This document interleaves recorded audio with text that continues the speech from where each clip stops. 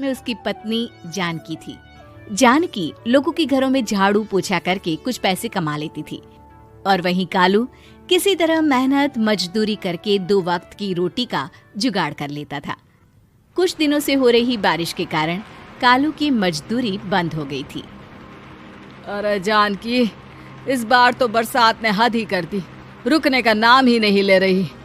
कुछ समझ में नहीं आ रहा, अगर इसी तरह काम पर नहीं गया तो 2 वक्त की रोटी का जुगाड़ कैसे होगा। अरे तुम चिंता क्यों करते हो, बारिश का क्या है, 1 आध दिन में रुक जाएगी और उसके बाद में फिर से काम शुरू हो जाएगा। अरे 3 दिन तो हो गए, बरसात तो रुक ही नहीं रही है और आगे भी रुकने के कोई आसार नहीं दिख रहे। तो क्या हुआ, तुम्हारा काम बंद हुआ है ना। मैं तो अभी भी लोगों के घर झाड़ू पोछा करने जाती ही हूँ। मेरे पगार से कुछ दिन तो निकल ही जाएंगे।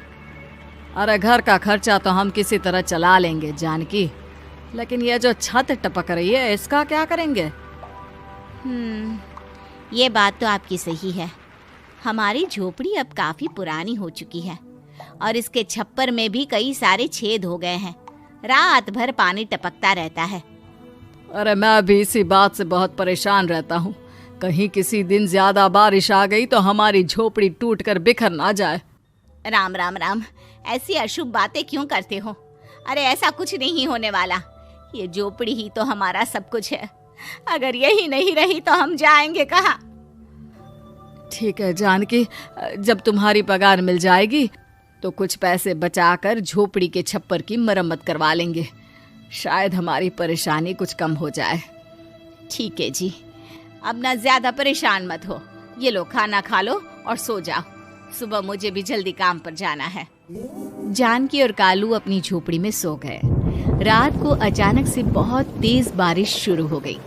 धीरे धीरे बारिश का पानी कालू की बस्ती में भरने लगा। पानी भरते भरते झोपड़ी के बाहर तक पहुंच गया था। सुबह के वक्त जब कालू और जानकी सोकर उठे, हे भगवान, ये क्या हो गया। बारिश का पानी तो हमारे घरों तक पहुंच चुका है। अब मैं काम पर कैसे जाऊंगी। रहने दो जानकी, तुम आज काम पर मत जाओ। ऐसे पानी से निकल कर जाओगी और बीमार पड़ गई तो लेने के देने पड़ जाएंगे। लेकिन अगर नहीं गई तो मालकिन लोग नाराज हो जाएंगे। आप जानते हैं ना, बड़ी मुश्किल से 1 दिन की छुट्टी भी नहीं देती है।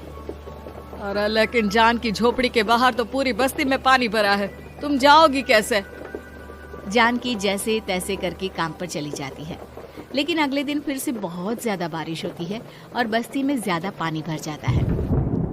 आज तो मैं तुम्हें किसी भी तरह काम पर नहीं जाने दूंगा। अरे अगर तुम्हें कुछ हो गया तो क्या होगा। ठीक है, तुम ठीक ही कहते हो, आज नहीं जाती। अगर मालकिन नाराज हो गई तो मना लूंगी किसी तरह। अरे मनाने वाली क्या बात है, जब तुम बताओगी कि हमारी झोपड़ी में पानी भर गया है तो वो खुद ही समझ जाएंगे ना। अगले 2 दिन तक तेज बारिश होने की वजह से जानकी, कालू और आसपास की बस्ती में रहने वाले सभी लोगों के घरों में पानी भर जाता है, जिसकी वजह से जानकी काम पर नहीं जा पाती।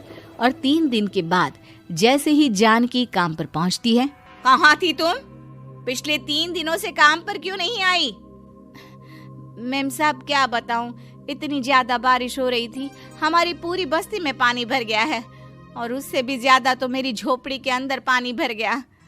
आप ही बताइए कैसे आती मैं। इसका मतलब ये हुआ कि बारिश होगी तो तुम काम पर नहीं आओगी। ना ना, मेरे कहने का ये मतलब नहीं था मेम साहब। तुम जानती भी हो 3 दिन से कितनी परेशानी हो रही है मुझे, सारा काम मुझे खुद करना पड़ा।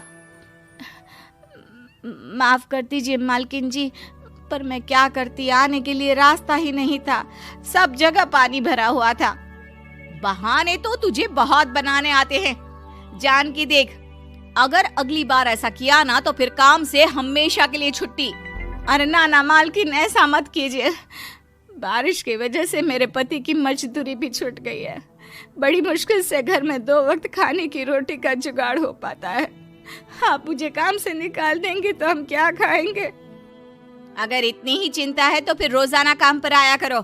चलो अब जल्दी से जाकर घर का सारा काम करो। बारिश रुकने का नाम ही नहीं ले रही थी। पूरे शहर में बाढ़ जैसे हालात बन गए थे, लेकिन नौकरी जाने के डर से जानकी किसी तरह रोज काम पर जाती थी। एक दिन जब जानकी काम करके अपने घर लौट आई तो अचानक उसकी बस्ती में कुछ लोगों का शोर सुनाई दिया। अरे लगता है बाहर कुछ हुआ है, मैं जाकर देखता हूँ। हाँ हाँ, पता तो कीजिए, ये बस्ती में लोग इतना शोर क्यों कर रहे हैं। बाहर जाकर कालू ने एक आदमी से पूछा, अरे क्या हुआ भाई, इतना शोर क्यों मचा रहा है? अरे क्या बताए भैया, अपने बस्ती के बाहर एक पुल टूट गया है और वहाँ पर एक कार फंसी है। थोड़ी देर में अगर किसी ने नहीं बचाया ना तो वो कार पानी में बह जाएगी। ये क्या कह रहे हो भैया, कार के अंदर कोई है क्या? हाँ, कोई औरत बैठी है, अकेली है, बहुत रो रही है बेचारी, मदद के लिए बुला रही है। अरे तो हमें जाकर उनकी मदद करनी चाहिए ना। अरे लेकिन इसमें बहुत खतरा है, हमें अपने आप को बचाना चाहिए। पानी कभी भी हमारी बस्ती की तरफ आ सकता है। अरे तुम्हें नहीं चलना तो मत चलो, लेकिन मैं तो जाकर उस औरत की मदद जरूर करूंगा। कालू उस जगह पर पहुंचता है जहां वो औरत कार में फंसी हुई थी। वहां पर पानी का बहाव बहुत तेज था और सारा पानी कालू की बस्ती की तरफ ही आ रहा था। कालू ने एक बड़ी सी रस्सी को पेड़ से बांध दिया और दूसरे सिरे को कार की तरफ फेंक दिया और उस औरत को रस्सी के सहारे बाहर आने के लिए कहा। तभी वहां जानकी भी दौड़ती हुई आई। अरे ये तो मेरी मालकिन है, जिनके यहाँ मैं काम करने जाती हूँ। अरे मैडम जी, आप डरिएगा मत, आपको कुछ नहीं होगा। आपकी गाड़ी को भी मैंने रस्सी से बांध दिया है। थोड़ी देर में पानी का बहाव कम हो जाएगा, फिर हम आपकी कार को भी बाहर निकाल लेंगे। क्या तुम जानकी के पति हो? हाँ हाँ, जानकी मेरी ही पत्नी है, आपके यहाँ काम करती है ना। लेकिन मेम साहब, आप यहाँ पानी में कैसे फंस गई? अब क्या बताऊं, मैं अपनी सहेलियों के साथ पिकनिक पर गई थी, वहीं से लौट रही थी। अचानक पानी का बहाव तेज हो गया और मेरी गाड़ी फंस गई। अरे कोई बात नहीं मालकिन, अब ना आप बिल्कुल सुरक्षित हैं। मैं तो बहुत बुरी तरह डर गई थी, कब से मदद के लिए चिल्ला रही थी, लेकिन कोई मेरी मदद के लिए नहीं आया। भला हो तुम्हारा पति का जिसने मेरी जान बचा ली। लेकिन जानकी, मैंने तुम्हारे साथ बहुत गलत व्यवहार किया। इतने खराब मौसम और बाढ़ में भी तुम्हें काम पर आने के लिए कहा, नौकरी से निकालने की धमकी भी दी, और तुमने मेरी जान बचाई। मुझे माफ कर दो। अरे कोई बात नहीं मालकिन, आपकी जान बचाना तो हमारा धर्म था। देखो जानकी, तुम्हारी झोपड़ी में जो भी नुकसान हुआ है उसके लिए मैं तुम्हें पैसे दूंगी। आज तुम्हारे पति ने मेरी जान बचाई है और आज के बाद मैं तुम्हें कभी भी नौकरी से निकालने की धमकी नहीं दूंगी। आज मैं तुम्हारी परेशानी को अच्छी तरह समझ चुकी हूँ।